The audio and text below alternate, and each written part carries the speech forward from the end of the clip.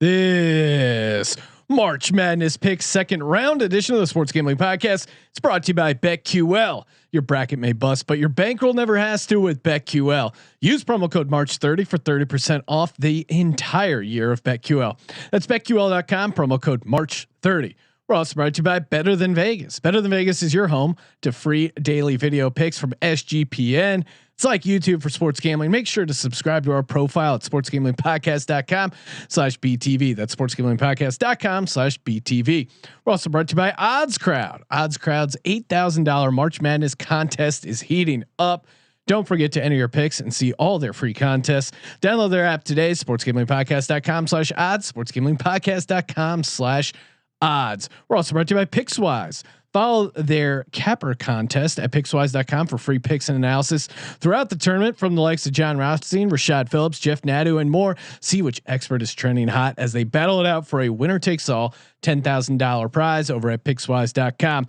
Finally, we're brought to you by Better Edge. Better Edge operates like a stock exchange for the sports world. Pick the teams you like and have someone else buy the other side. Sign up at betteredge.com, promo code SGP for a free $10 play. That's BETTOR edge.com, promo code SGP. Ooh, welcome everyone to the Sports Gambling Podcast. I'm Sean, stacking the money green with my partner in picks, Ryan, Real Money Kramer. What's happening, Kramer dog?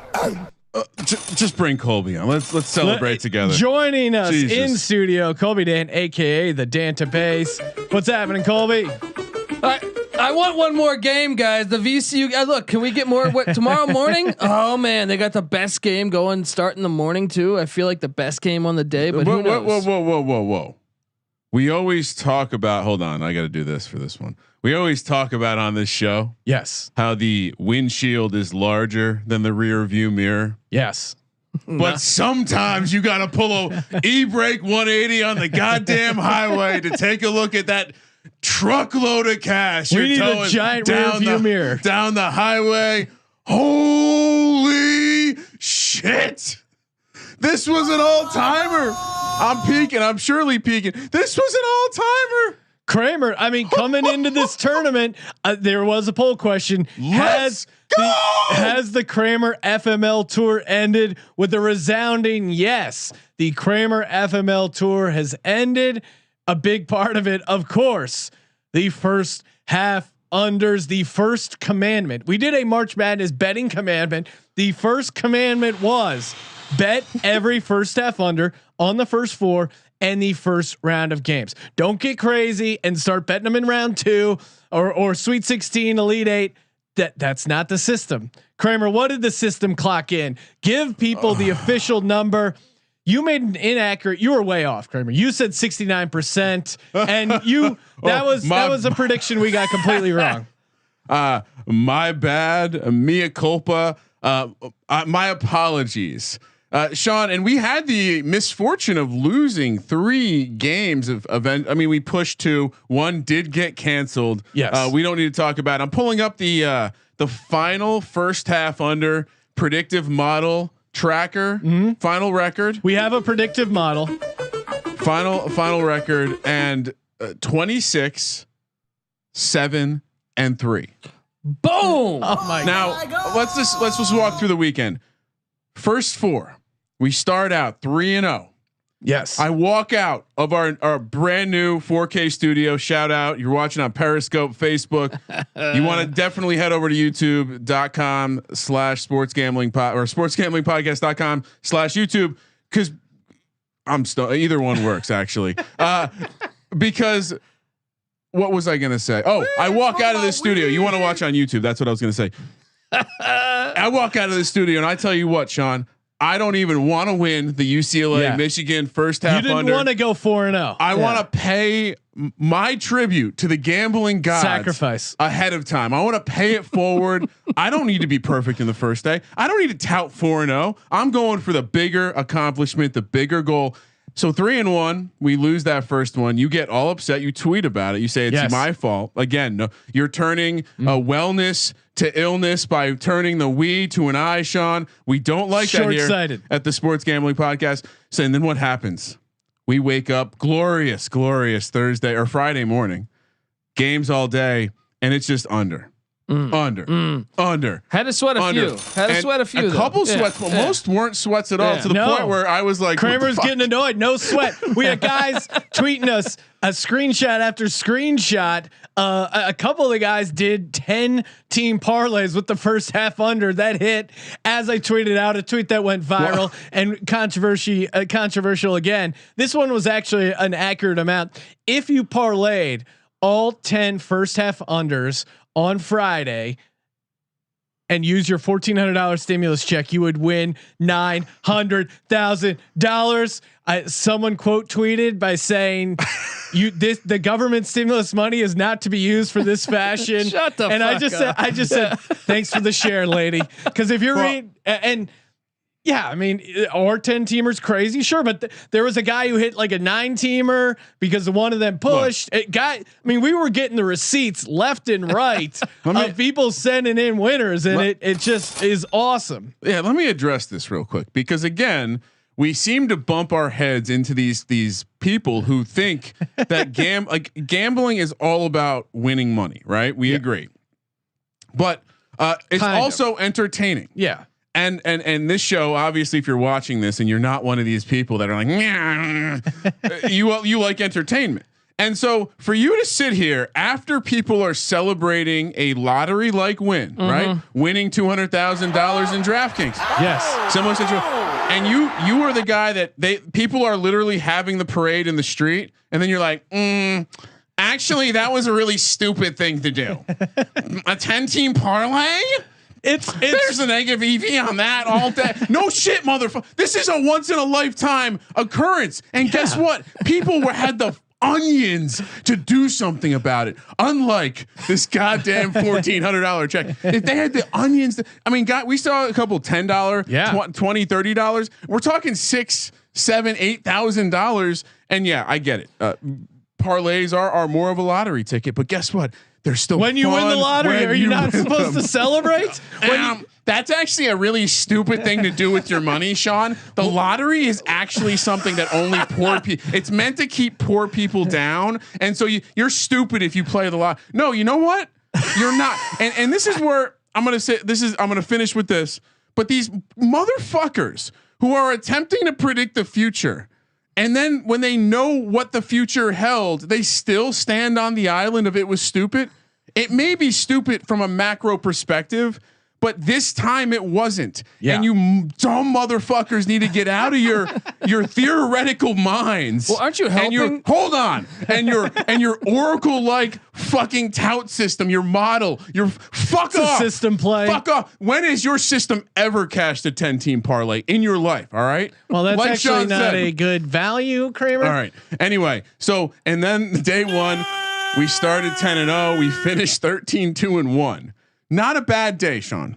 Awesome. And at this point, I'm like, okay, I can 9-7 gets me to 69%. There's going to be regression. People are asking me, do I double up? Do I go bigger tomorrow? No, we take them all at the same time. And you bet them early too, because now people were saying the numbers we were market movers, Ryan. We were. I mean, obviously. And also, I think the market responded to seeing all these first half unders hit. They started adjusting. Now, part of the system is as soon as they open up, you bet all 36.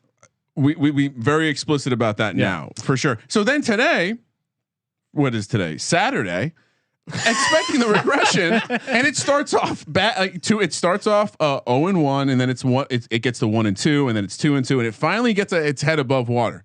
3-2. All right. It finishes 10-4-2, Sean. 10-4-2 for a. So beautiful. Again, 79% is the final tally. I was off. I'm sorry. 10% off. You want to talk about an appropriate sample sized trend that just lit the world on fire and isn't some douchebag with a Louis Vuitton purse selling you picks. 79% against the spread. It's a baby fucking wheel, man. Sean, I'm proud to be a part of the dumbest trend in all of sports. So yeah. Dumb like a fox, baby. Let's go. And if you want to pay your tribute to us in the form of merch or booze for the studio. Yeah. iTunes comments too, right? Yeah. iTunes reviews. Tributes are nice. Checking out the sponsors, always good. If you want to mail us some shit, we have an address that we feel comfortable sharing with the majority I feel like of we you. should name something random. Like, give me a Brian Bosworth jersey, all right? Yeah, if you have some memorabilia for the studio, the bar is being built. Something need it. We need it stacked up from the DGen. So, and also a lot of people give me shit. Oh, you drink Heineken? Oh, you drink this beer? Well, then send us the beer you want us to drink. Yeah, we're Irish. We drink whatever the fuck is there. Yeah, liquor though. If you're going liquor, preferably whiskey. Well, what I was gonna say is, if you want to send something in that will remind us of this first half under the happening, we need to come up with a name, but the happening, I think. Wasn't that a horrible M Night movie? Well, and then all those nude leaks. It was the fappening, but I feel like it's a similar feeling. The fappening 2.0. The fundering. We'll think of a good name. Brian says Sean only drinks White Claws. Oh, come on. That is a disgusting act. For a true story, I think part of the reason this happened also is I finally cleaned out the old studio fridge of those goddamn seltzers that someone brought over for a Super Bowl party. And that was the years FML ago. tour. Plus. That was the FML tour. I think They were the bad item. Well, and also we have a money tree in the studio that we've been taking care of. Things have been red hot with the money tree. I am on a heater. I mean, can we let's talk about the Ohio Bobcats. Who? I mean, do we not give you that on the money line? I mean, we had to go hard on the first half unders, but we're burying the lead. Kramer 7-3 with his locks. Me 8-2 with my locks. Colby 6-4 with my locks. And Kramer with his locks. Kramer hit. What? Yeah, go ahead. I'm going to censor myself. Go ahead. Kramer hit 2 money line dogs. I hit 3 money line dogs, including Abilene Christian plus 370. You're fucking welcome. Yeah. This is how good first half unders have been, Kramer. We are 11 minutes into the show. I haven't even mentioned Buddy Boeheim going off for 30 points. We haven't even gotten into that. I had to sit next to Sean and watch this guy just going like, dude, he had more points than San Diego State at one point, dude. He was, that was Reggie Miller-esque. Colby hit 2 money line dogs, and we got close to a couple other ones. I mean, I think Kramer and I were both on UCSB, maybe. I know I was on the Gauchos money line. That came down to the very last second. Yeah, we were on that. We were. I mean, Ohio. I mean, I don't think we discussed this. I think in theory on the podcast, but I ended up sprinkling a little Oral Roberts. I mean, honestly, if yes, I'm just laughing at the YouTube chat. Multiple people saying they want to send in LaCroix. Matthew George saying, "I'll send Kramer some LaCroix." I really like the pamplemousse flavor. Big pamplemousse. We're gonna edit out the word pamplemousse. Come on. Oh man, what a run by the podcast. Well, what I was gonna say is, so I ended up basically flat betting everything we picked on this show. Yes, $100, 110 to win 100. I flat bet every first half under $100, and then I double bet the locks, and I flat bet $100 on every money line. And so really, you look at my overall record, 19, 16 and 1.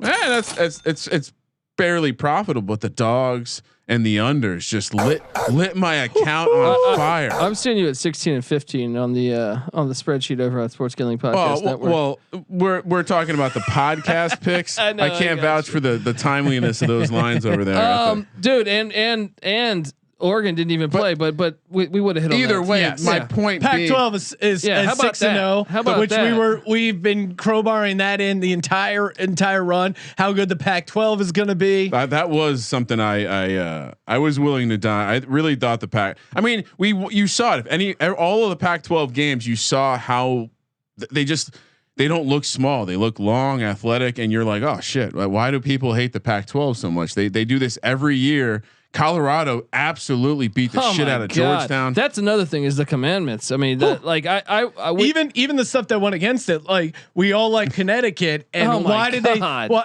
and simply they just didn't hit their free throws. That was ungodly. We all liked Colorado, or no? You guys Colby did. was on Georgetown. Well, look, Sorry, here's Colby. my theory. There, Colorado's my team, and I just said, hey, Let's I get it. I'm Emotional hedge. I'm happy either way here. So that's a good loss when money leaves me on a team against my favorite team. And for those who are wondering, maybe you joined late.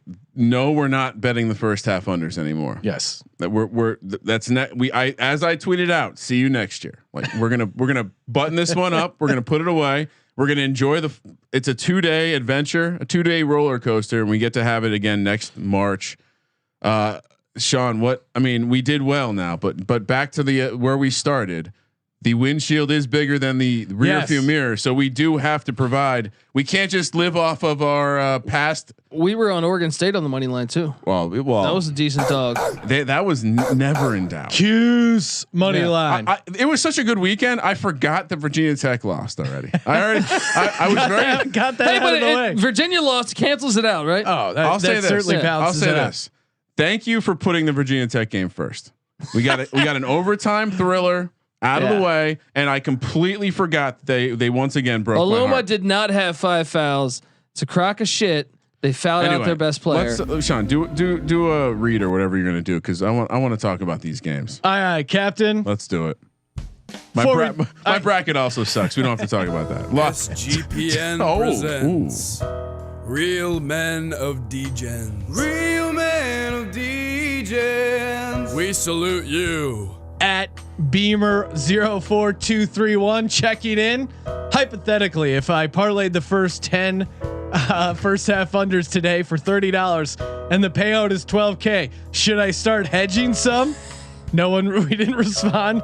Someone's got to loan me $4K to hedge this fucking thing. Let it ride. I'm dead serious when I say I do not know right now. He was afraid to look. He goes, I didn't even sack up. And then he pushed the last one. Quote, "Oh my God, I pushed the last one. Let's go." So shout out to you at Beamer04231, pulling down a nice $6K. Oh man, what a epic run for the first round of the tournament action. Plenty more picks to go, plenty more data to crunch, numbers to go over. BetQL.com. They help you be a smarter, better. Bet smarter, not harder. BetQL.com. March 30 for 30% off the entire year over at BetQL.com. Colorado Buffaloes were a 5-star play.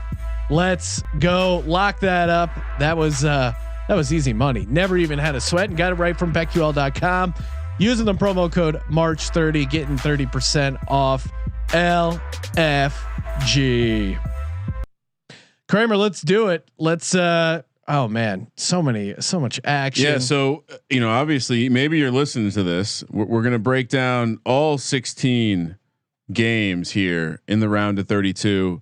First up, as Colby was belly aching earlier, I'm with him. I do not understand why Loyola Chicago, Illinois has to be the first game, but it is. Illinois is laying 7 minus 315 on the money line, plus 255 for Loyola Chicago. 133 is the total. Sean, I'm going to throw it to you first. You love Loyola. Ooh, so I do. I want to hear what your take is here.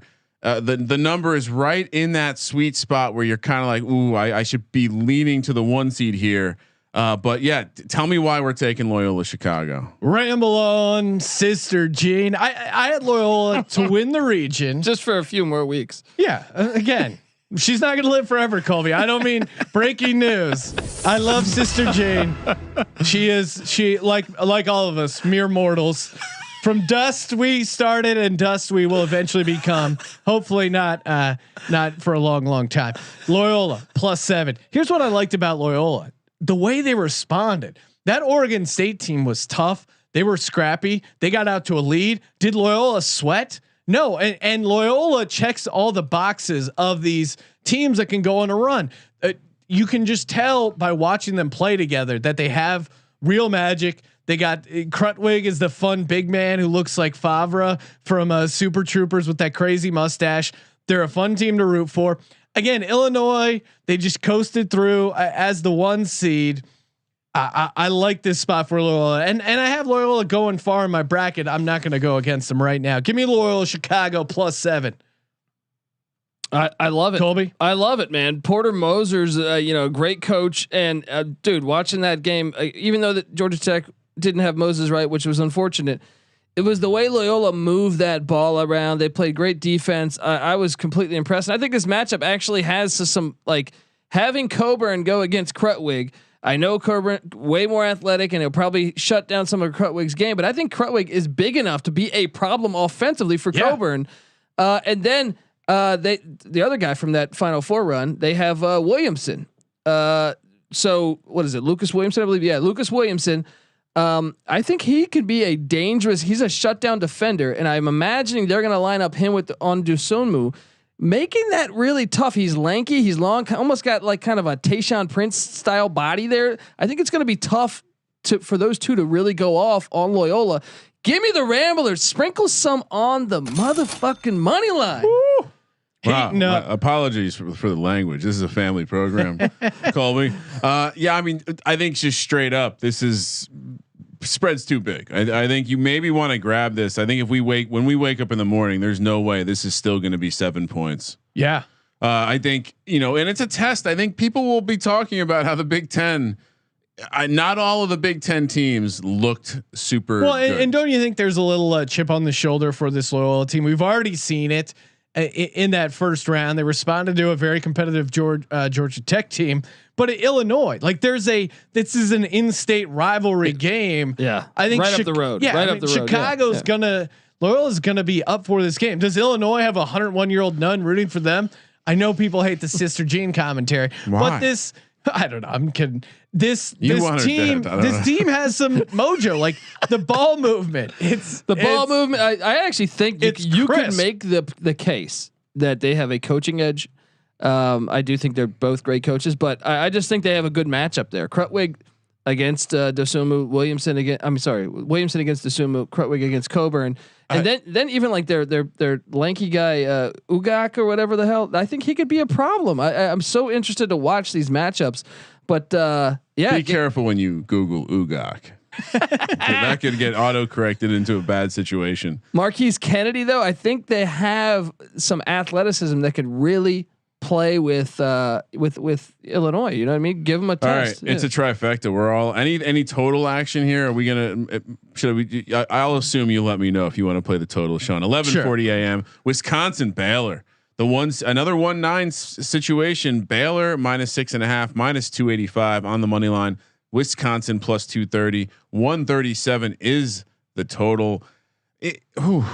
Man, with the way this Wisconsin team can shoot and the way that Baylor doesn't always like to defend, I'm inclined to want to take the dog again here.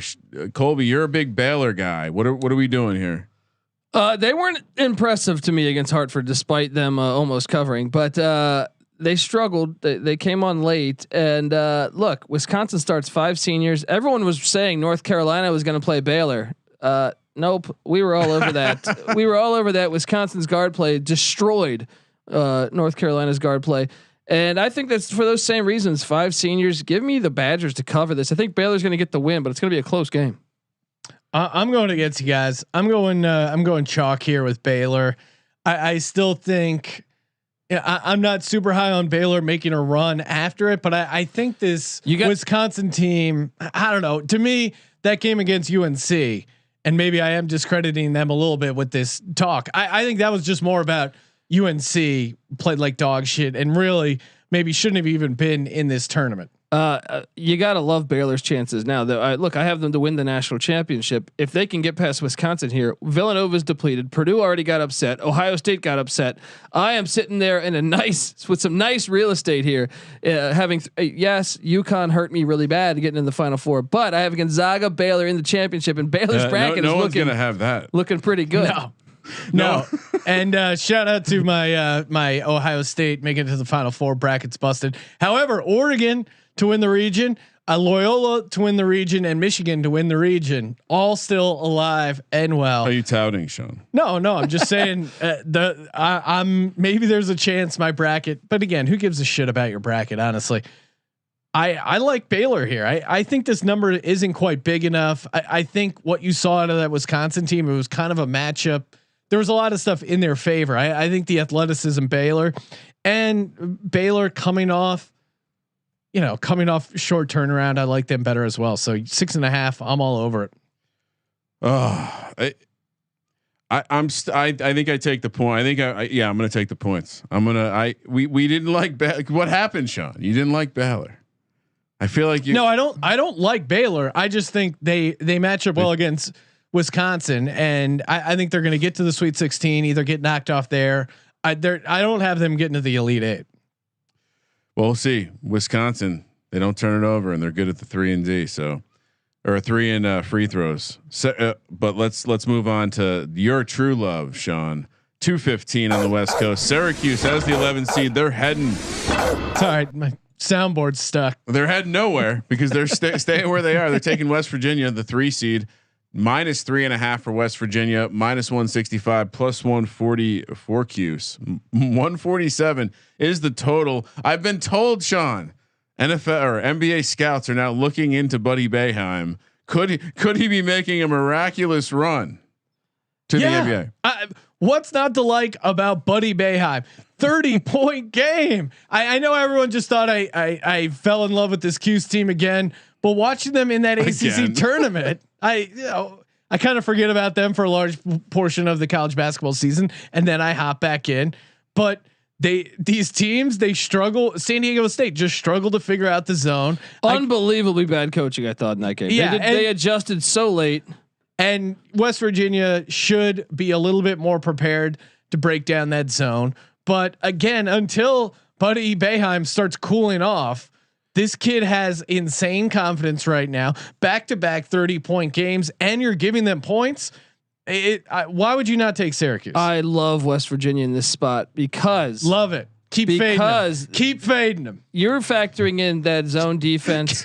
Right? No, I think West Virginia will be better. What at is beating West the zone. Virginia known for? Press Virginia. Yeah, these little small white guys that aren't athletic that bring up the ball for Syracuse. Guess what happens? They're gonna get trapped. They're gonna get trapped. Bob Huggins is gonna look. I have West Virginia in my Final Four, guys. You know where I'm going here. This isn't the press Virginia teams. Well, they can run the press. And I think even in my bracket, I don't remember. I think I may have had West Virginia beating Syracuse, but I was wrong. I saw another level that the Syracuse team could take their game up to, and I'm all in, baby. Cuse. The fact that San Diego State's Matt Mitchell was their best player as a forward that was ended up shooting a lot of threes. That was a poor form. But West Virginia's got the guard play. We watched that San Diego State game and I go, man, they need a point guard. Yes, Miles McBride, Taz Sherman, Sean McNeil. Love this matchup.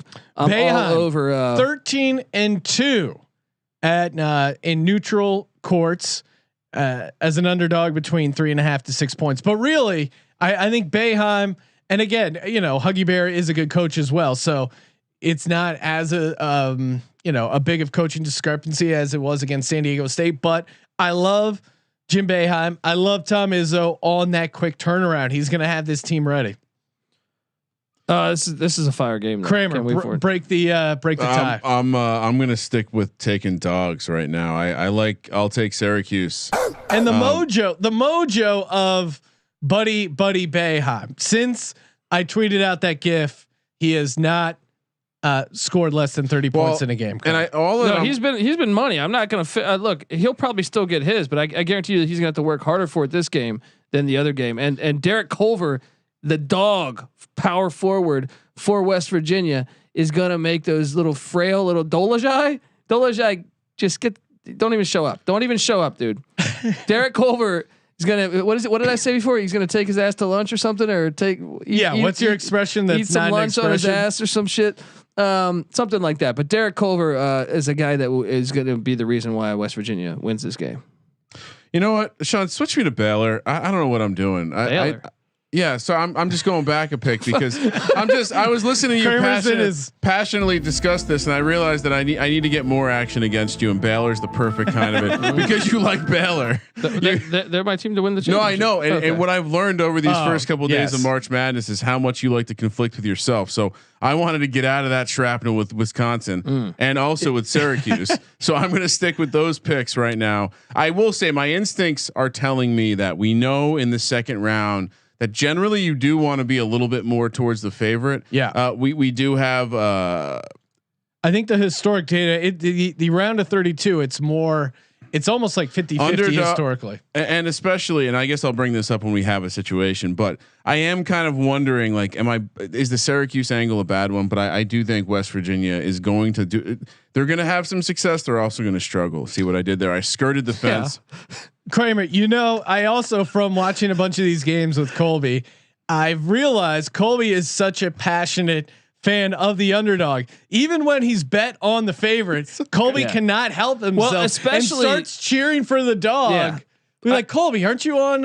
There's times where I don't care about my money because like Texas times. Yes. Well, look, there's certain schools I will forever hate. Right. Yeah. Right. Like Texas has done so much shit, outside of not letting teams into the Big 12, holding the Big 12 hostage. I will never root for them. So that's fine. But I've noticed that you always root for the underdog, regardless of who you picked or who you bet on. I appreciate for the most that. part. Yeah, for the most part. And I also appreciate you tweeting about FCS football in the middle of March Madness. I went on a heater today, man. I went 4-1 ATS on FCS football.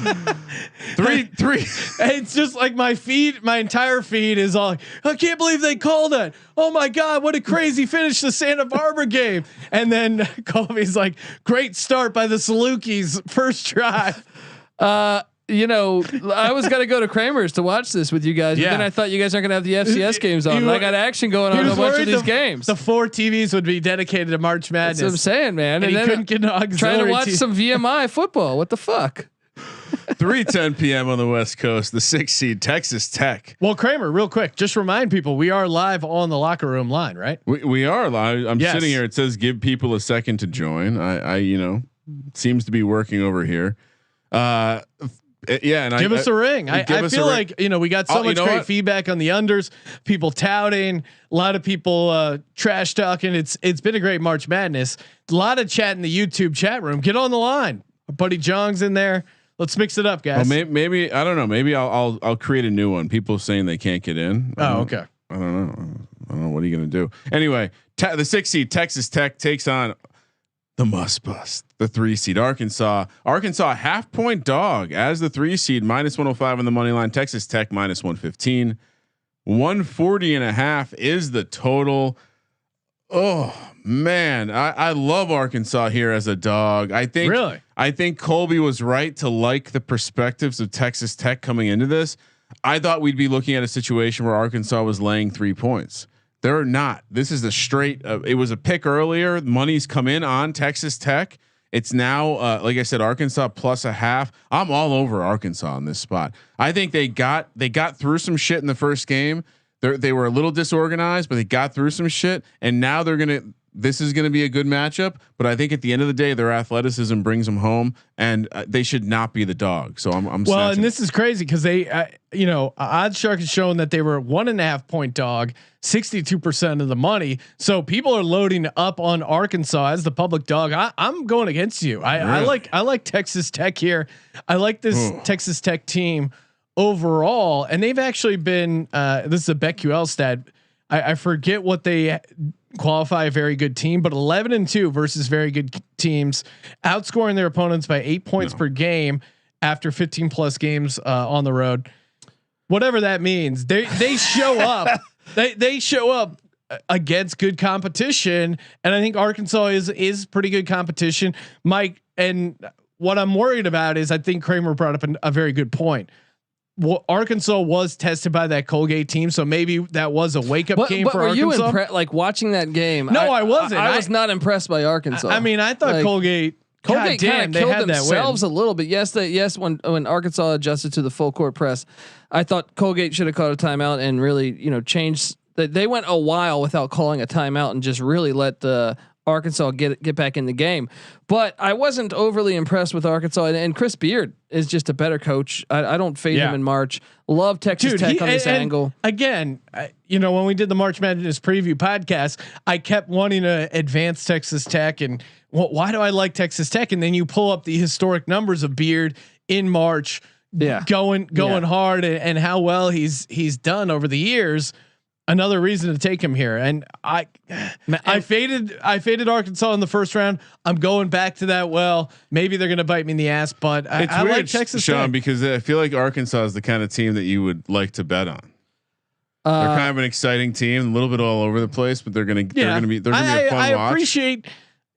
Maybe I'll have to change my tune on Arkansas, but I think I'm going to fade them one more time here. And I like the matchup for Texas Tech. Texas Tech, they have a killer. If the game's close, Mac McClung, I can't fucking talk, is a killer, and I think he was not afraid of the moment. He hits big shots all season. He did it, and reminds me of Mooney on their run when they had just 2 years ago. So give me the Red Raiders to get it done. Yeah, I mean, good. I mean, again, I'm happy to be. I'm hoping to be on the other side. Buddy, of on Tally Slate, I have a better record than you. All right. Oh my God. It's not about a competition right now. I'm just saying I want to avoid the conflict that you create for yourself. You're missing my point. Kramer did really try to jinx my Abilene Christian money line pretty hard. Colby, you were there. You witnessed it. Well, I bet the other way. Yeah. Sean. Yes. Yeah. He scumbagged it up you a little were, bit. Not you were jinxing trying, it when I'm. You were trying to call. Oh, this is. Yeah, wow, that's overtime. You secretly happy, and then why would he do that though? I don't know. Why? You're trying to bring negative energy. I mean, especially rooting for look, I get it. I like Shaka Smart. I wish him the best, but the University of Texas can definitely go fuck themselves. Yeah, I'm retired from betting on Texas. And according to Kramer, the locker room has been fixed. The room is open, so hop in if you guys want to. I just created a new room. I don't know what's going on. So give that a shot.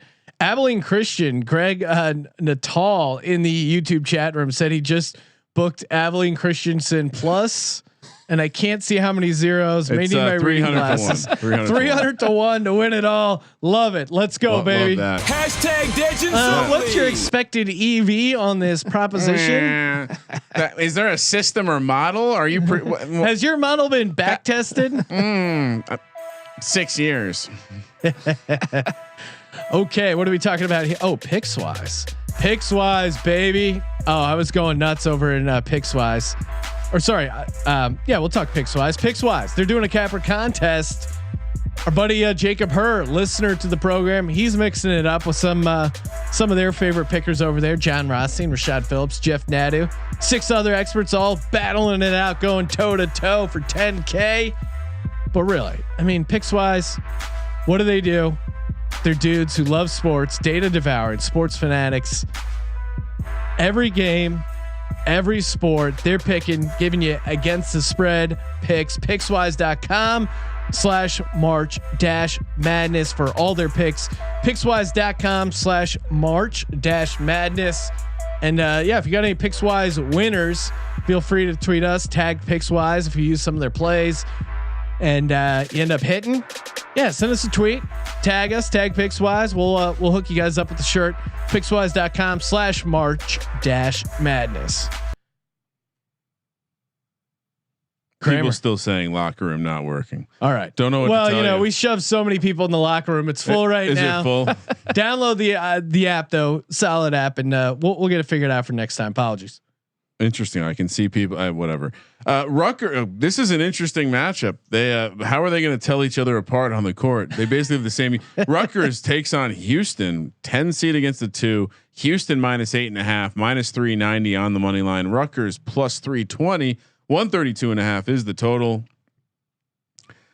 Again, my instincts say we should be leaning favorites here. Yeah.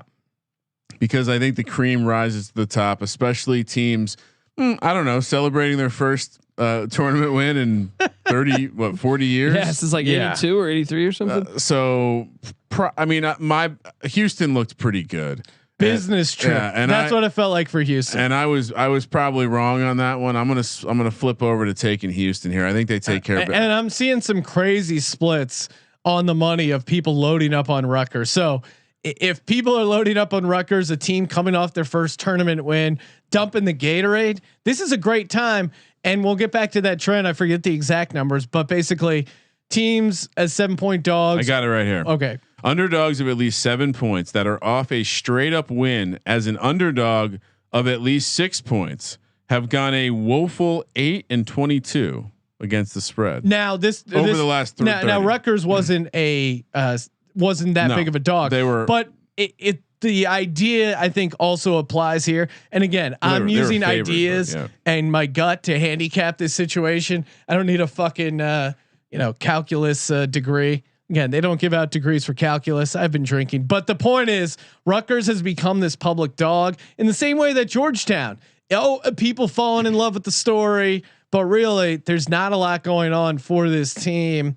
And I think Houston, we saw it, man. They're just a really good team. Maybe we were. I don't have them going super far, but they'll take care of this Rutgers team. I'm going Houston laying 8.5. Colby, you going dog here?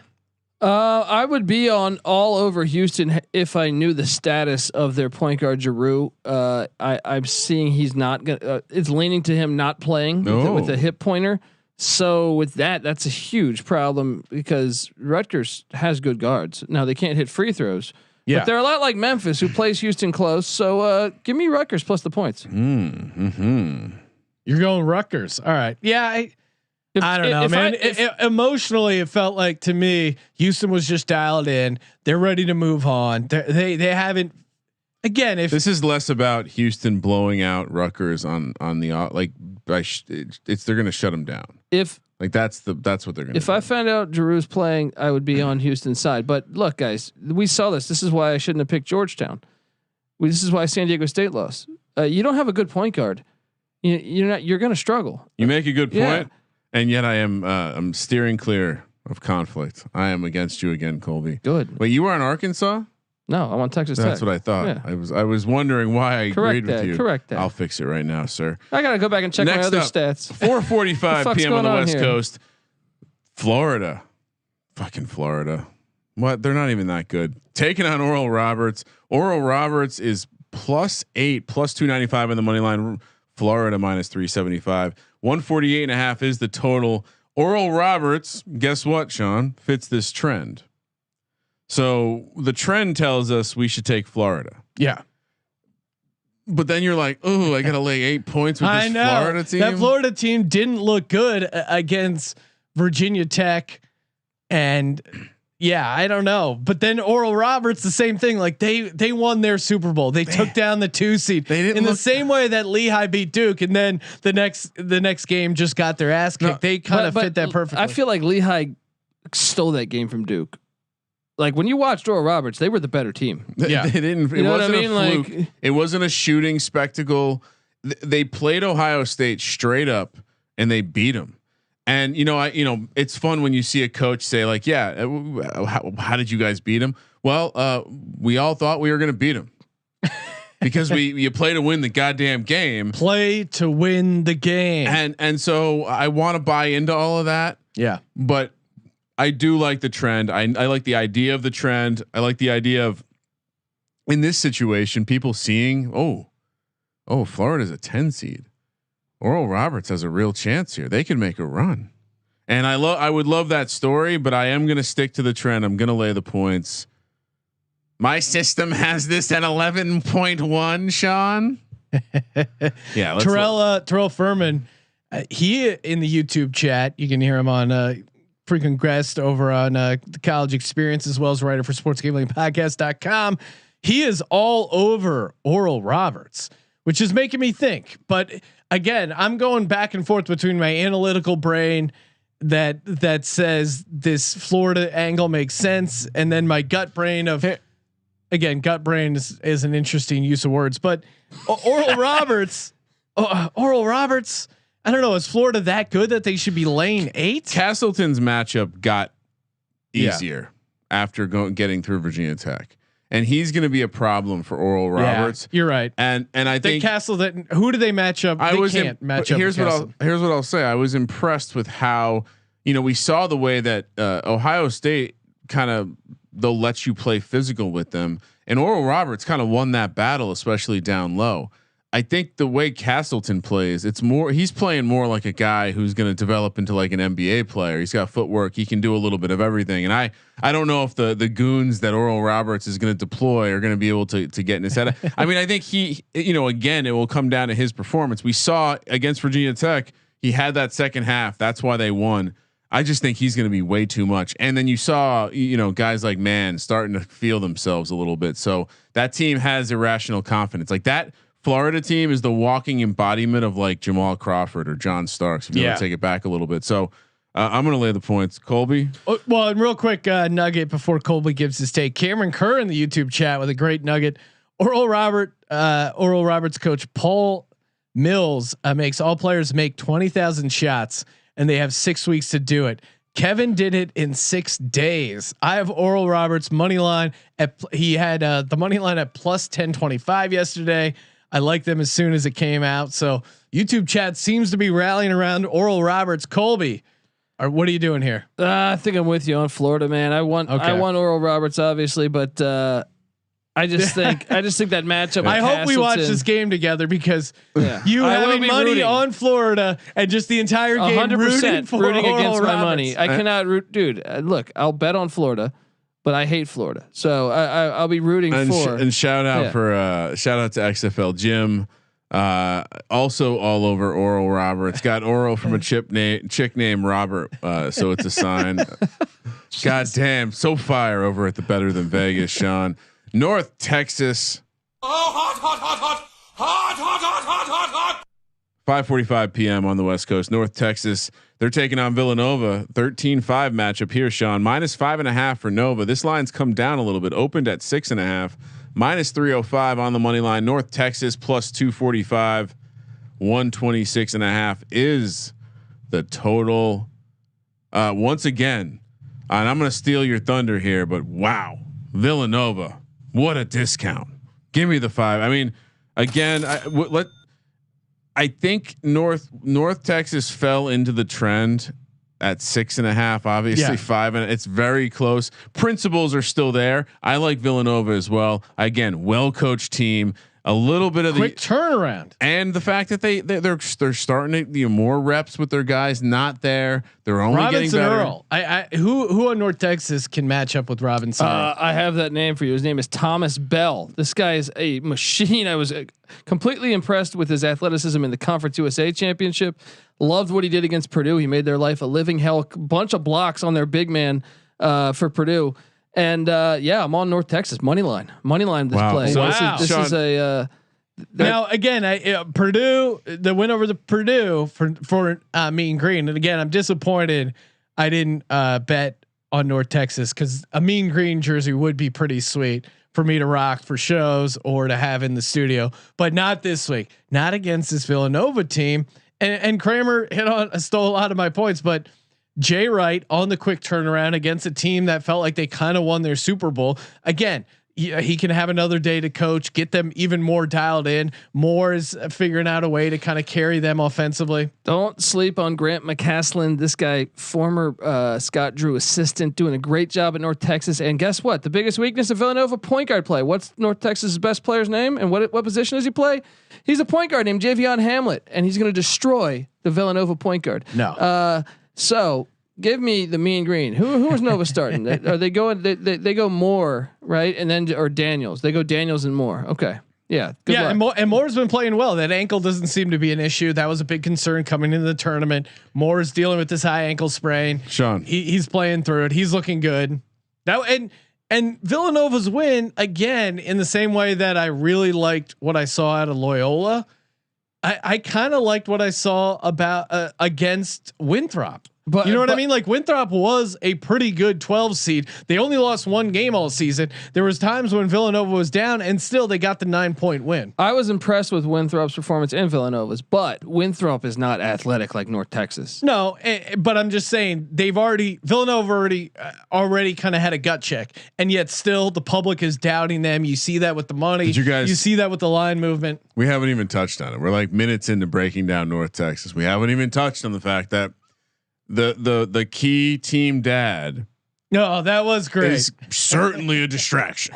There is no way he hasn't found his way into the bubble. There is a, and I posted it on our Instagram page. There's a photo, and it's just a Hall of Fame great dad. Seems like a great guy. He's there rooting on his son. Yep. He's got a giant hoodie with a photo of his son. Yep. And again, it's just a classic dad move of he's holding not a laptop, but an iPad. Might as well have been a laptop. Taking photos during the game. There's an Instagram feed that is just photos of people taking photos with iPads. It's great. I don't know It's why so it just awkward. looks so funny to have a giant iPad. It's because it's awkward. It's like, why? I mean, I get it. They put the camera there. It doesn't mean you need to use it. Doesn't mean you need to use it. All right, let's get through this last of the Saturday or the Sunday game. Why do they have to do this to us? Of the Sunday game, 6:40 is the scheduled tip. Oregon State, Oklahoma State, a 4-12 matchup. Oklahoma State -6, -265 on the money line. Oregon State +215. 141.5 is the total. Oregon State is going to fit this model as well. They coming off a what were they 8-point dogs, 7.5, 8 point. But they just kicked Tennessee's ass. Like that wasn't even. They weren't even in that game. That didn't feel like a steal at all. It's interesting because I'm going. Rick Barnes though, you almost have to discard it because he's just so bad. How is he not in the 10 Commandments? What was Rick that Barnes? stat? He's now lost to. Oh yeah, it was 1, 2, 3, 4, 5, 6, 7, 8, 9, 10, 11. And now with Oregon, a 12 seed. He's hit for the cycle for losing against seeded great. teams. That's he's still got to get that 13 or 14. Oh, I mean, well, here's kind of what I'm battling.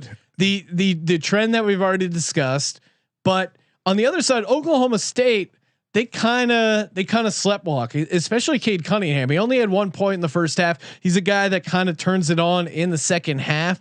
I know that's somewhat of his game, but he just seemed a little lethargic. If his energy was low, they seemed a little bit out of sorts. So I think there's a ceiling that this team and Cade Cunningham can get to.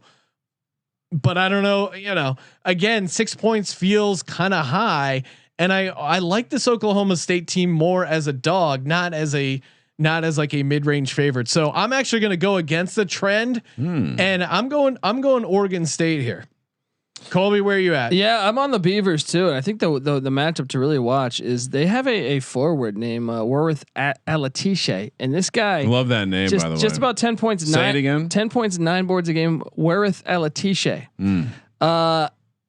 I actually think, I mean, if he gets in foul trouble, they're done. But I think he's going to give Cade Cunningham. I think they're going to match him up with Cunningham. This guy's their best defensive player. He's unbelievably athletic. I think I compared him to Trevor Ariza on a previous podcast. I think it's an interesting matchup for Cunningham to give him a tough day. But if he gets in foul trouble, then I think they're in trouble. This to me, and again, maybe splitting hairs here, but I think Oklahoma State wins by like 3 or 4 points. I think Oregon State's gonna be in this game. You're middling, huh? Well, yeah, because I do think Oklahoma State is the better team. I do think they advance, but 6 points just feels too high. Kramer, break the tie. What are you doing? I'm gonna stick to the trend. You're sticking to the trend. I think trends are kind of like vaccines, Sean. They only work if you play them all. Oh wow! Okay. Shout out to the first half under 79%. Let's fucking go. Yeah, no, I think you lay the points here because at some point Oregon State's going to fall back on the way they played defense for a lot of the season, and I think. To your guys' point, or at least to your point, Sean, maybe Oklahoma State, they got through, they covered without their best game by a mile. No, and I think that's kind of why I like the angle on Oklahoma State. But even to that, I would just kind of counter with what I've seen out of this Oregon State team. And I don't know, is he all of a sudden Cade Cunningham going to be more aggressive? Maybe he's dealing with something, but again, he still had a really good second half. So I don't know. And a lot of people think Oregon State's a flash in the pan. They just won the Pac-12 championship. That's why everyone was fading them in the tournament. This team was good all year. They were good all year. They were inconsistent, but they were good all year. They beat USC. They beat Oregon twice. This is a good team. I liked them. I mean, I've been riding the wave. I had them to win the conference. I don't know if you remember that 30-1. I was there. I'm on a heater. But now is the end. Well, maybe their inconsistencies come back. For your point. Yeah, I'm throwing it to Sean. It's time. Odds crowd, baby. Hopefully, you guys entered the odds crowd contest I don't know why you wouldn't. They're giving away $8,000 chance to get your share. Kramer, do you have the any chance you can pull up that Odds Crowd leaderboard, check in where you and I are on the Odds Crowd leaderboard? They have a ton of contests going, and if you're playing in the contest, remember to get your picks in. They always running a ton of contests over there. They also have a social app going. It's great for pick tracking. They have a live group chat with other bettors, so that's kind of fun. Maybe you and some buddies start talking trash on the old Odds Crowd app. And you can do your own private contest. So if you're thinking of, instead of maybe your bracket's over, you want to set up your own little ATS betting contest with you and some buddies, Odds Crowd can make that happen. You can download the app, sportsgamblingpodcast.com/odds, sportsgamblingpodcast.com/odds. Sean, you're in 13th place. I'm guessing you hit on that money line. Oh yes. And again, reminder, you can play, I don't know, I'm sure Colby is tracking the NIT, but you can play a non-March Madness tournament games here. Yeah, and I'm seeing. So you're plus 15.5 units.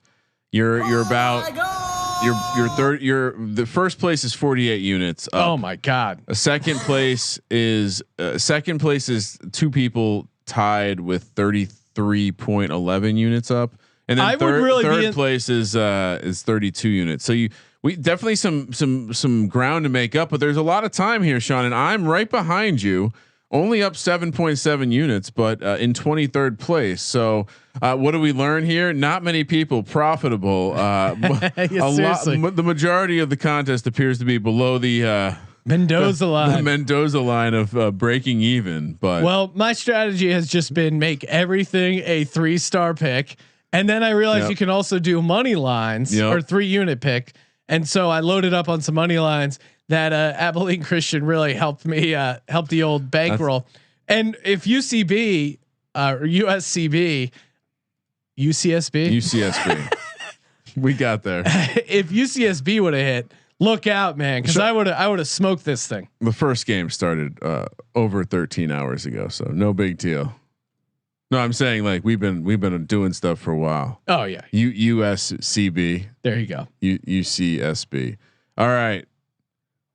Colby's pointing at it. I love when Colby points at his computer. Never have any idea what he's talking about. The line just dropped on that UCLA game.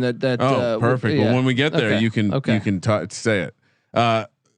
Tomorrow, Sunday, Monday, 9-10 a.m. This is an awkward one. So you're just if you're not working on this day, right? Like if you got a day job, you got a real job. Yeah. You got a day job. You're not why this is such a difficult conversation. Call the boss. Maybe I got some COVID. Sick. Maybe I got some COVID. I've entered myself into the protocol. 9-10 a.m. Oregon coming off their bye. They completely rare. The Pac-12 getting some respect finally with a first round bye. They're heading to take on Iowa, who looked pretty wet from outside. The shooting was just on fire. Iowa -4. Well, and Garza, Kramer, I know you were loving the Garza -180 plus 155 on the money line. Oregon. Kramer was doing an impression of Garza on Iowa, and it was the most insulting thing I've ever seen. I loved it. He does have a Cro-Magnon vibe. What I'm thinking is like before. Imagine you were a caveman, so you don't have language yet. You just grunt, and then you also have bad posture and probably have all sorts of bone and arthritis in your hands from throwing rocks and shit. And then you somehow got zapped into the future and onto the Iowa basketball team. You would be this mother, and he's just sitting there like he's doing the post game interview. Just like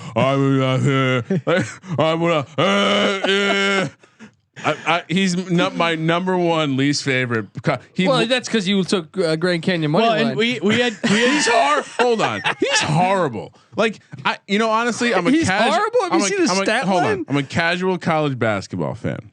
I'll admit that. But when I watch guys like Luka, how can you be that large and still play below the rim? Dude, how can you be that big? I get it, but he still averages 24 points a game. Tell me about how that drop step spin Iggy is so smooth. Look, I get it. He's a good player. He deserves everything he's gotten. I don't want to have to look at him anymore. So for all of those reasons, and my love of the Pac-12, I think Oregon gets it done. I think you could argue playing would be better to get. I wish they would have played a game. But you could also argue that they're going to be fresh. Yes. And if they looked at that Iowa team, what I saw was a team that wasn't in the best shape, and they weren't put if Grand Canyon had a little bit more, they could have put them to a test. And I think this Oregon team, what does the Pac-12 have? What does Oregon have? A little bit of length? Yeah, but actually, I mean, and finally Dante's injured, which I mean, I don't think they're as big as they traditionally are, but they have a ton of guys that can score. On a Oregon, bad defense. You know, Kramer's insulting impression aside, and it was insulting because we were on Grand Canyon plus 14, and that was an amazing. Looks like Greg Murison. that was George Murison. What did I say, Greg? That was an amazing finish to the game too, because I think I had for the most part been on the right side of these last couple foul or not foul moments so far in the first round. Knock on wood. Grand Canyon down 12, catching 14. Most of the guys aren't going to foul, but this one motherfucker reaches out and really tries to foul, and you probably should have called a foul, but the ref's like, fuck it, and doesn't blow the whistle. I'm just like, yes. I think we had one on Eastern Washington as well. Dude, those refs were so bad that game, dude. You know, a lot of negative things have been said about Rick Pitino, but when the game was in hand, class act, not fouling, covering. Dude, Iona is gonna be good. You don't think Patino's aware of the number?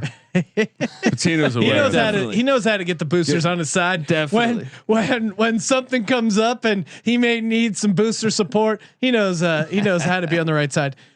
My point on Oregon, I'm also on Oregon. Maybe I just hate this Iowa. It's my Big Ten bias against Iowa, but this is a perfect game for Iowa to lose. Just a perfect opportunity for them to blow it. There were moments when they were kind of tested by Grand Canyon. Sure, they handled the test, but I just didn't like what I saw out of them overall. They got a lot of easy stuff underneath, and I think Oregon isn't going to allow that. And again, to Kramer's point, I think Oregon, just from watching them this season, I was high on them to win the region. I think they still have that chip on their shoulder from losing to Oregon State.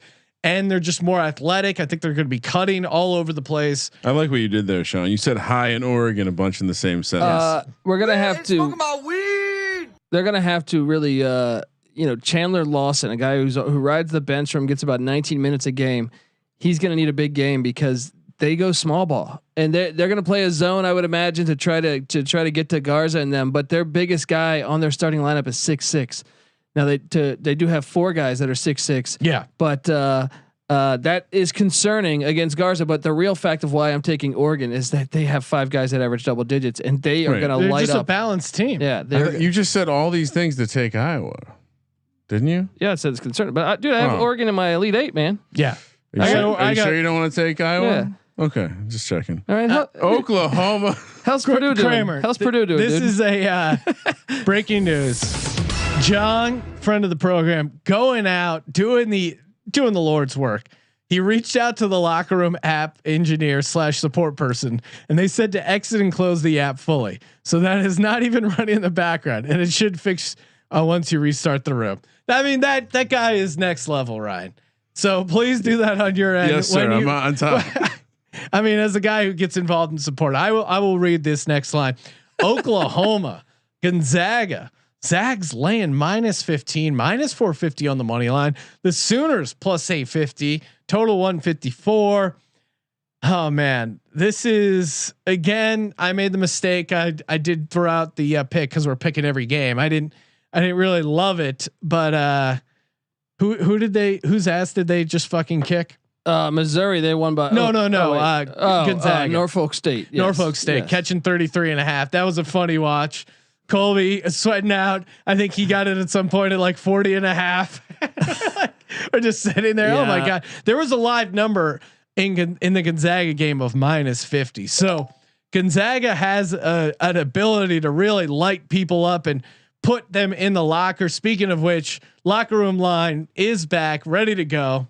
It's open. It's open like Garza's, I don't know, the view into his soul through his empty brain. Deep pull, lighting locker room lines lighting up. Kramer, who do we got joining us? You know who we got. What's up, John? Long live SGP. Come on, guys. Oh, let's go. Hey, how about those Bruins? He's a Bruin fan, man. Yes, UCLA. I know you're gonna get to it, Kobe, but -5.5, -5 is what I'm seeing. I love it. Sweet 16, here we go. I wasn't so confident if they were gonna play Texas. So, well, let me ask you: are you concerned at all about number 33 on Abilene Christian? Well, and only thing I'm worried about is Juzang's ankle. Is what I'm worried about. That 33 was a pretty strong hype man. yeah, off to the side. 33. We've been tweeting out a ton of videos at Gambling Podcast of his reactions, just screaming, "Let's go!" Veins popping out. Terrell in the YouTube chat going off on him I'm bringing, for his stat line. Terrell's coming into this because he did the deep dive and pulled up his stats. Terrell, what's happening? Let's hear it. I have stayed up till 2 a.m. on the East Coast to give this guy some fucking hell. What's his name? For the love of nobody knows his name. No. Nobody knows his name. Nobody. He was hilarious, Oh my dude. God. I love how you pulled up those stats, man. 0 points, 0 rebounds, 0 assists, 0 steals, 0 blocks. Dear God, He's man. basically an equipment manager. And then you have the nerve. You have the nerve to take your shirt off like you're getting in the game. Why is your jersey the only thing on?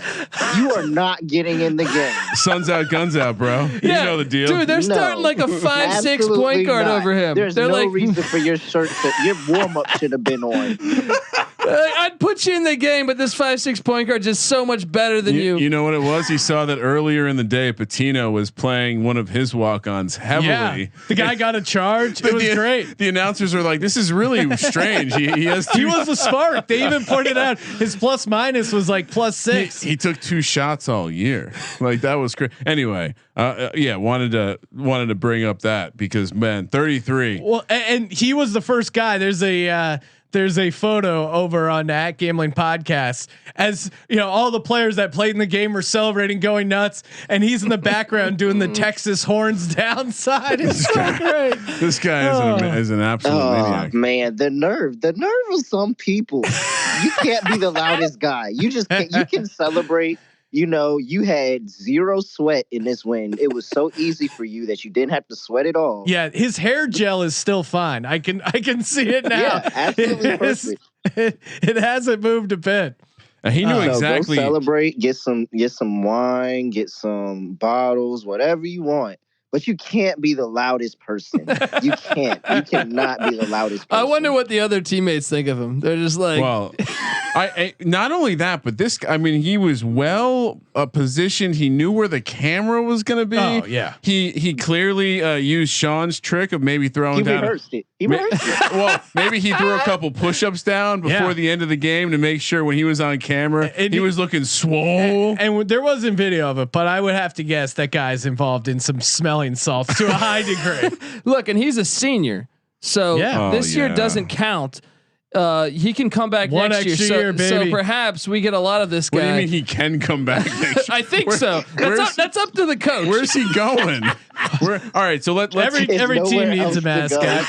So let's talk about it. We're talking about all the. I mean, they don't quite fit into the trend because they're only they're only catching 5.5. We'll call it 5.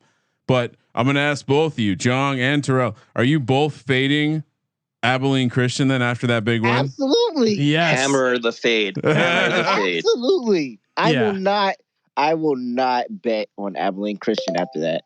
Well, and I had Abilene Christian. I had the money line, and they got some fortunate rolls. There were some contested drives to the lane of a much smaller guy going over a bigger guy that like had no business going in. I told Colby, it reminded me of that old school Nintendo game Blades of Steel, because they had like a short guy, a skinny guy, and then like a fat guy. It seems like a ragtag bunch. Again, just watching that 33 alone, that was celebrating the Super Bowl win. And this UCLA offense, assuming Juzang's ankle holds up, they're just, I haven't seen this crisp of an offense from them in a long time. Abilene Christian, look, and I don't know that I'm going to take him. I'm probably going to go UCLA, I think, but I was incredibly impressed with their defense. Their defense is scrappy, and they have a. What were you going to say, Terrell?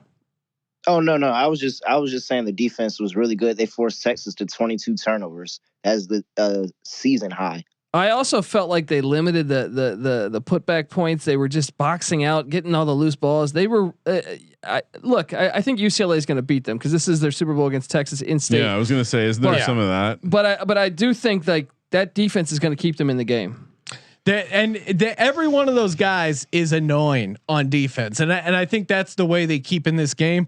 But UCLA is just so well rounded as far as a lot of guys can put up points. And what's great amazing ball movement is UCLA's doing this without two of their better guys. That's what's amazing. They're going to be and they seem to be. We've seen this a couple times. So the 11 seed coming, playing their way in, getting hot, making a run to the Sweet 16, and there's a lot of earmarks on this UCLA team that matches that. Kramer, you hopping on board? I'm also on UCLA. You gotta fade Abilene Christian as much as I like the story of the win. For this game? Yeah, I know. You can't get up for this game. You beat. If you heard me and Kobe talking on College Experience, man, this was the little brother versus big brother game. Like, and if you heard during the broadcast, a lot of those people for Abilene Christian were Texas fans. Yeah. Like they were fans of Texas. There was no way they was not getting up for that game. Maybe if they were playing Texas Tech, I could somehow see them doing something in the next round. But nah, man, this is like beyond Super Bowl. This is love it. But next level. I'm on UCLA, but I will say Damian Daniels, shout out to him. He's a 5'7" point guard, and I think he'll get up anytime. Because when you have that Muggsy Bogues style about you, and just it's the Rudy style, man. It's like, hey, he'll show up. But yeah, I agree. UCLA, I think is hitting on all cylinders. Too many athletes. Yeah. I mean, when UCLA's Tiger Campbell is 5'9" roster height, so he's shorter too. Yeah, they got a little. But that pisses Daniels off even more, right? I'm joking around. Hey, why is there somebody that's my height? Exactly. Thanks, guys. Appreciate the calls.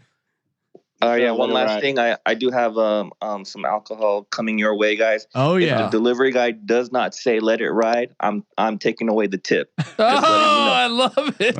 This is what I'm talking about. I can't wait. I'll be receiving. I'll let you know. I'll record it. Let it ride, John. Show your ID. All right, brother. Let it ride.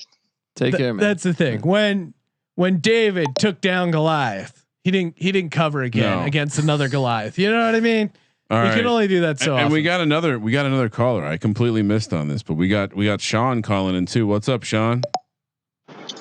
What's up? I just wanted to quickly say that I put the biggest bet of my life on UCLA covering against Abilene. I saw what I saw today, and that was one of the worst offensive basketball games going both ways. I don't think the refs are going to let them beat up on each other again. That was kind of like a one-off. Probably some Big Ten refs if we look back at it, but no. The biggest bet of my life is on UCLA, and I don't really like UCLA. Yeah, well, that's when you know you're in a good spot. You go, I don't normally bet on this Sound team. like Colby. Well, it was really for a guy who had Abilene Christian money line, it was just more a fade against Texas and Shaka not being able to figure out in the tournament post his magical run here. But what I saw out of that Abilene Christian team definitely felt like a miracle. I love fading miracles. I'm with Sean. Dude, the Sean's are on UCLA minus they 5. got a top 30 defense, man, and that's been there all year. That's all I'm saying. It's been there all year. That defense showed out today. Their offense was dog shit, but it got him the dub. And that dude, can we give a shout out to that forward making that 58%, knocks down both with a second left. That was great. That's BDE right there. It's almost like they won a Super Bowl and they're partying tonight. So yeah. All right, thanks, Sean. I did have Abilene plus 8.5 because just fading Shaka in the tournament, strictly that. Thanks for having me on. Yep. Good luck with the UCLA pick. All right, Sean. Back to it. I think you read it already. I'll do it again. The 9-1 matchup: Oklahoma, Gonzaga. Gonzaga minus 15, minus 1450 on the money line, plus 800 for Oklahoma. 154 is the total. Oklahoma seemed like a competent team. It didn't really have a good read on Missouri, so I don't know what to take away from it. Gonzaga just absolutely, they're just really good. Smothering. And I'm just gonna lay the point. I'm not gonna overthink it. I'm laying. Yeah, I'm just gonna keep it chalky here. I didn't see enough interesting out of this Oklahoma team. We have to see. Here's my rule on Gonzaga right now. You see the jersey over my shoulder. Yes. You can't fade them until you see some resistance.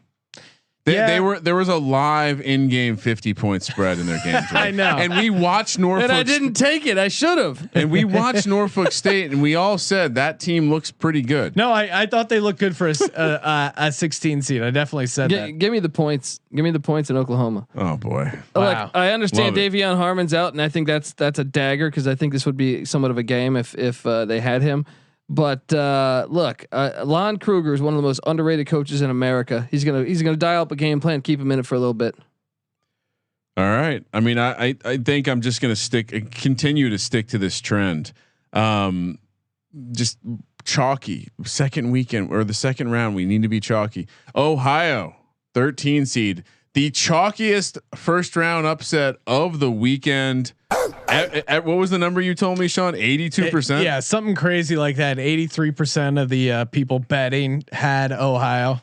Now they're taking on Creighton. We like Creighton as the 5 seed. A 5-point spread here. Again, close to that same trend. They were a 7-point dog against Virginia. And now they're only 5. So the principle of the situation would tell you we're on Creighton again. And as much as people will remind you, your uncle's going to let you know, hey, Ohio was the last 13 seed to make a Sweet 16 run. And that was a fun team. Was that not a fun team to watch today, Sean?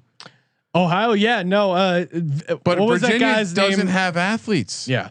And now they're playing a team with athletes. Well, and we were all 4 fading teams coming off COVID. And that was a big reason why we were on Ohio and went against UVA there.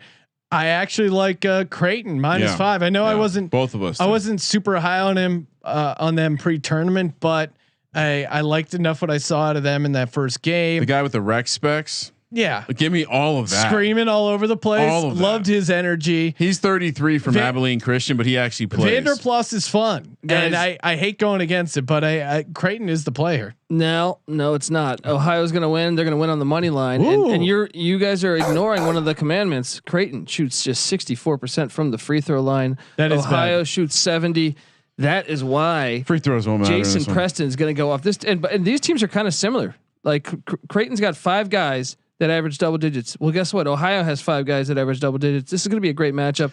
Give me Ohio to win this one. Creighton doesn't play good enough defense. Creighton beat a good Santa Barbara team. Yeah. And I think people are going to discredit that. And meanwhile, I don't think anyone was high on Virginia. They were dealing with COVID stuff. So great win. I enjoyed watching them play. I think they're a good team, but I think we're going to see some athletes rise to the top. I was all over Ohio here.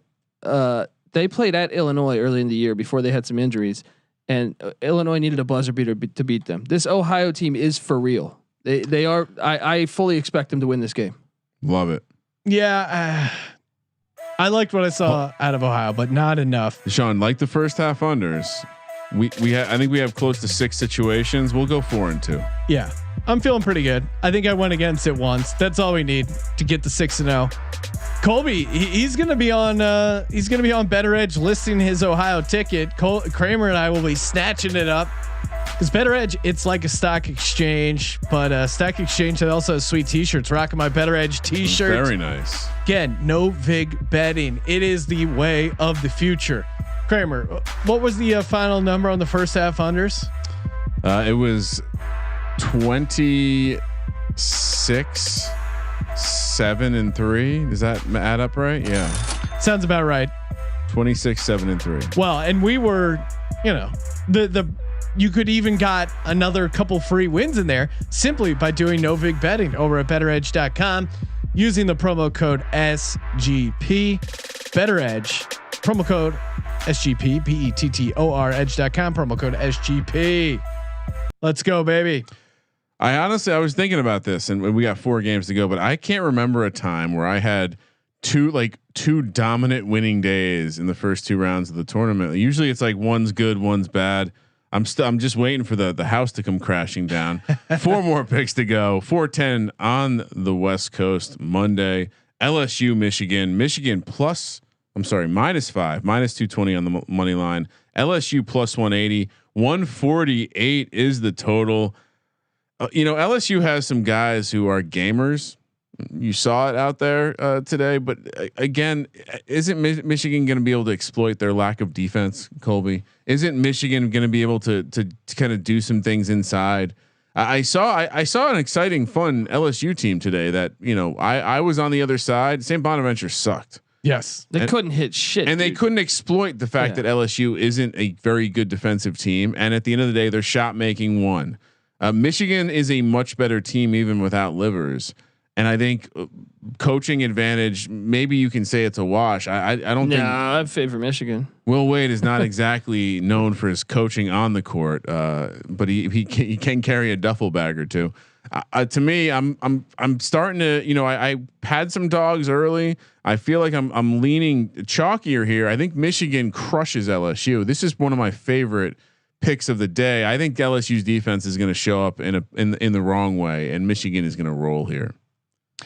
Yeah, in Michigan, I mean, interesting first round game. They were up by like 20 plus, and then kind of blew the cover there and let them back in. They kind of fell asleep at the wheel. But as someone who picked Michigan to win it all, I saw enough. I saw enough out of Michigan that no red flags jumped out at me.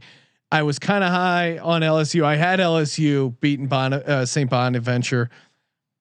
I think Michigan gets it done. I think just superior talent here, better coaching.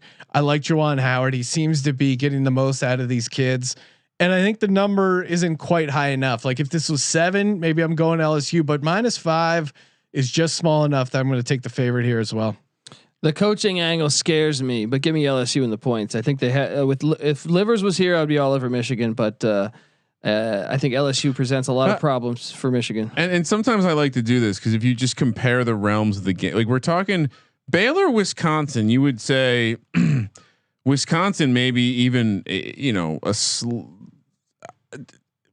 worse team than LSU. Michigan, a equal team to Baylor, maybe right now. So I think both of these numbers are a little on the short side. I'm surprised Michigan's getting disrespected here. I think a little bit. I think LSU looked all right, but I think this is going to be a lock. Sean, write that down. All right, 445. Colorado, Florida State. Colorado is the Florida State of the Pac-12 in a way. Sean, Florida State -1, -125 on the money line. Colorado +105. 140 is the total. This is a game that I really not looking forward to getting involved. Hard for me to not want to take Florida State with Colorado coming off that thumping. Colorado, very inconsistent team, but what does Colorado do exceptionally well, Colby? Best free throw shooting team in NCAA history. And what does Florida State do all the time? Find ways to lose in the tournament. Yeah, going Buffs. I'm going Colorado here. I know there's maybe some recency bias in here, but again, the reason I like Colorado in that game against Georgetown, for me, it was more just a bet against Georgetown. I did that joke about the slipper not fitting Patrick Ewing's foot about 12 times through the week of podcasting content. I did. A good one. But it fit. Like clearly they already had their moment. They moved on, but I didn't. But Colorado really shoved them in a locker. Like there's again at They're some really point bad though, right? Yeah, but Georgetown's pretty bad, but they still beat them by a tremendous margin and didn't allow them to creep back into the game at all. Dominated them in the same way that Gonzaga dominated Norfolk State, and certainly not to that margin and not that level of domination. But I saw enough out of this Colorado State team that makes me like them as a dog here. And again, we were super high on the Pac-12 coming into the tournament. Liked what we've seen as they've jumped out to a 6-0 start. I'm going to keep riding them. I'm going Colorado +1. An interesting nugget. So this was I kind of was thinking about this earlier because like for example, they're not playing at the same gym. Yeah. Typically you would play at the same gym. Yeah. In the second game. Makes me want to pull the old cord on little under action. We're not going to do that. We're not going to do that. But yeah, no, I think Colorado was hot, and I would like to say that I think they keep it going, and Florida State finds a way. So I'm going to take the Buffs. I'm on the Buffs too, man. I can't fade them twice. McKinley Wright, come on now. Yeah, McKinley Wright. If you haven't watched enough Pac-12 basketball, he's really good and really fun to watch. I'll say and I think and the Colorado team feels well rounded to me. It's good to watch a true point guard play ball, right, Sean? Hell yeah. I think you just hopefully one of these teams. Hopefully Colorado doesn't shit. We haven't even talked about Colby, clean shaven Colby. Yeah, I had to look. You know, I lost that UConn game, and I said, "That's it. One of my Final Four teams is gone. Fuck it." Wow, it's late. I didn't realize how late it was, Sean. It's past my bedtime. We need to get this done. 5:45 on the West Coast. Ryan, when the gas light comes on, you still got 50 miles in the tank. Let's go, no, baby. I know I do. Lots of post production. Maryland taking on Alabama, a 2-9 matchup. Maryland, they were an impressive team. I think the team I was most wrong, or at least one of the teams I was most wrong about, definitely Maryland. +5, +180. Alabama -220. 137 is the total. Alabama is a very sexy pick. This is a sneaky game because Maryland was a weird team all year. They're incredibly young. They stepped up and bit a few really good teams throughout the regular season, but then they would also lose some weird games to Penn State. I remember. I just think it's a weird game. I'm gonna go chalk on this with Bama, but I don't trust this one. This is one of my least favorite games on the whole slate. I was going back and forth as well because I wasn't super high on Maryland coming into the tournament. Maybe didn't watch them enough, but I did like what I saw with them in that win. And Alabama, it kind of could go both ways. Like, were they just not that good, or is it one of those things of like, oh, they got tested, they passed the test, and it actually made them look better? I'm going. I don't think Iona is that good though. No, I know, and that's why I'm gonna lean the other way and say I think Alabama got exposed a little bit. Again, they won their conference tournament. That may have been their Super Bowl. They won their conference tournament and they got a tournament win. I think for this Alabama team, I think that's a successful season. Now Maryland, on the other end, you could say winning a tournament game, successful season for them as well. But I think this Maryland team right now, kind of playing with house money. I'm going to take them and the 6. Colby, you said you're on Alabama. I'm on Alabama, but I like. And Kramer is as well. I'm on. Oh, you're on Maryland. Yeah. I think the thing that impressed me about Maryland is that their ability to get a bucket, their ability to get their shot, and I think you could watch them play a UConn team that a lot of people, including myself, had go pretty far, and you could say, well, UConn just missed a lot of shots. UConn just had a bad game. They were playing defense in that game. Yeah. So. Well, I mean, one of the things I highlighted on our show is Morsel, the guard for Maryland, or he's their defensive specialist. He did a great job on Book Knight. Book Knight was just 6 of 16, 1 of 6 from 3. I mean, he looked defeated. He didn't look like he wanted to have the ball at the end of the game, and that's a sign of just getting absolutely owned. It's going to be interesting to see who they match him up with. Bama's just got so many guards. Morsel's their ace defensively for Maryland. Wonder where they're going to match him up. Yeah, I just think that, but. Alabama lacks the discipline to play a 40-minute game, and now they're just stepping up in class. And I think this number is just a touch too on the big side. So USC, last game of the day, 6:40 p.m. USC takes on Kansas. This is an interesting one for me. Again, the 3 seed is the dog, a half point, or a 135 is the total. Kansas they played Eastern Washington. Fun story. They have like the Groves brothers. There's the Groves brothers, Tanner and Jacob. One guy looks like Will Ferrell with a beard. It's great. They were a fun team and they shut the lights out. Yeah, they were shooting the ball really well. Fun team. I mean, they were up and then Kansas settled down and took care of business. USC some horrible refs in that game. Yeah, USC kind of ho hum just did what they had to do. USC, it felt like a business trip. They went up against a team in Drake that they were much better than, and they didn't let them hang around. They put them away. I know, because I had Drake +6, and I never really felt like that Drake team was alive and a live dog. And listen, it's Kansas. Normally they crap out in this Sweet 16. It's one more. This year they're a little shittier team. They're going to crap out in the round of 32. Give me USC here. McCormick, I don't love that they're laying a half. McCormick he's going to be a problem. He's a big that hits the free throws, and I think honestly, like to me, I like everything you said about USC. But I think you were right. Bill Self, we said that was almost one of the commandments. Yes. It was one of the commandments. You fade him in the Sweet 16. I just don't think USC should be favored. I think that's not the correct line. That's a reaction to people having pause about Kansas. And that's Now certainly something that's scary. I want to defer to Colby because I think we also saw the best version of Eastern Washington for that first like 10 to 15 minute stretch.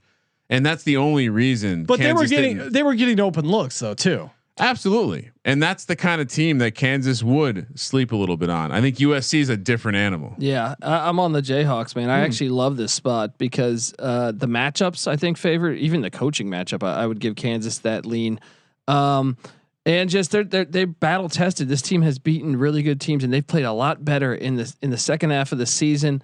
I like the Jayhawks to get it done. I think they get it done by 7, 8, 9, 10 points. Yeah. I think it has a decent. I'm going USC, but this isn't lock territory for me. No. Lock, dog, and tease brought to you by Better Than Vegas. SportsGamblingPodcast.com/BTV. Head over there, subscribe to our profile, giving away daily free video picks. Of course, I moved on in their capper contest. I was a 1 seed. Nice job, Sean. James makes picks. Shout out to James. That was it was neck and neck there, but I kind of got on a heater with my Better Than Vegas. I think the stuff I submitted was 7-1 with Oregon being pushed, so it was on a heater. If they had let me bet the goddamn money lines, I would have. That's true too. Well, I would have destroyed because Abilene Christian, as we know, Q's money line. But if you want these winners, sportsgamblingpodcast.com/BTV. Subscribe there, get the free picks. Check us out in the Capper contest as it trucks along here. All right, so we're going to do a lock, dog, and bonus lock for 2 days per Ryan's request, Saturday and Sunday. Kramer, don't mess with the mojo. What are you doing? Wait, Sunday and Monday, right? Oh, sorry, Sunday and Monday. Yeah, You're confusing Colby. Lock. Yes. Villanova. Ooh. I just spicy. I'm leaning into that idea or that trend idea. Dog Arkansas because I can. I mean they're winning outright. That's okay. Ridiculous. That's almost lock status. Bonus lock. Ooh, Loyola catching 7 that's an awful lot of points. So I'll make that my bonus lock for Sunday. Dog. You mean Monday? Yeah, Monday. Jesus Christ. Oregon. Lock. We're gonna go. I like the Abilene Christian angle. I'm gonna actually lock up Michigan. I think they absolutely roll in this spot for my dog. I don't want to give out 2 short dogs, so give me Oregon. I think they take care of Iowa. And for my bonus lock, I'll take Colorado. I think Florida State is. We watched them repeatedly not put away a team that they should easily be able to put away in Greensboro. Now they're stepping up in class to a proper D1 program here. No offense to the fallen, but yeah, that's it. And are we doing anything else? Nope. That's it. Loyola +7 is my lock.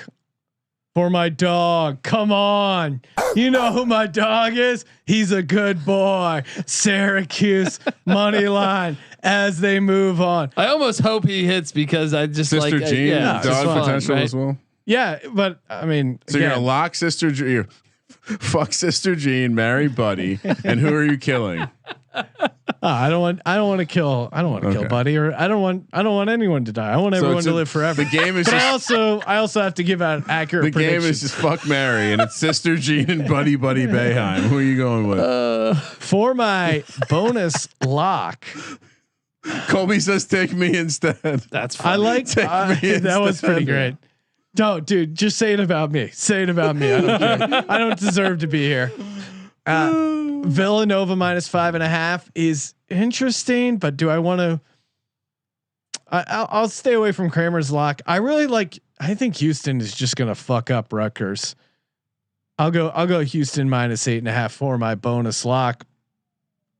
For my Sunday or Monday lock, someone's gonna get that right. Monday lock, UCLA -5. That is, I mean, it's just so easy. For my dog. Again, do I pull a Kramer and make Colorado my dog? Sometimes. Yeah, I mean this guy. I also like. You know what I'll do? I'm going to make Maryland my money line dog. This Alabama team's flawed. And I'll go Oregon +4 for my bonus lock. Colby, close it out strong. My lock is the West Virginia Mountaineers. Whoa. Yes. Hot. Yes. It's all right. He won against Cuse last time. I didn't lock that one though, and I didn't bet it personally. Besides, I'm sorry. Besides I'm the not under. I'm the only one. Under. Am I the only one betting every pick I'm making here? My dog is the North Texas Mean Green. Yes, they are going to get it done. He's going against both of us, Sean. And that's all right. Shots fired. My bonus lock, man, it's a tough slate there, but let's go with the Red Raiders of Texas Tech to get it done against Arkansas. I do like that. Just trifecta of going against us. Hey. No, I'm on Texas Tech. I like that a lot. It's easy to see when collectively. it's easy to see when a tide turns. All right. It's fucking. For the 22nd Monday, let's go with the lock being. Well, I got to go Kansas. That's the one that I like on most out of this whole entire slate. Wow. And my dog, man, you got to ride the Bobcats of Ohio. And then my bonus lock is Kobe's just swinging at us. My bonus lock is going to be, man, I was so I wish Oregon would have played a game. So let's switch it up and go with UCLA -5. Okay, there you go. Unbelievable. That'll do it. Again, thank you guys for tuning into the podcast. Merch Madness is happening. Giving away a hat, a t-shirt, and a hoodie on Mondays in March Madness. So make sure you get your reviews in there over on the Old Apple Podcast. The gambling gods that we are open to tributes. So if you want to mail some booze, we will accept that for the company bar that is being built. Make sure you subscribe to the College Experience. Colby Dan, he certainly earned a review as he broke down every one of the games that were played, individual podcasts for each one. Had a winning record on the week. What else? What more do you want, people? We're making you tons of money. Again, check out BetSGPN and maybe support one of the sponsors there. That would be a nice, give back, good karma, good gambling karma. Support those that support you and help you win tons of fucking cash. Let's go, baby. Thank you for participating in the Sports Gambling Podcast. For the Sports Gambling Podcast, I'm Sean, stack the money green, and he is Ryan. Looking forward to next year, Coach Kramer. Let it ride.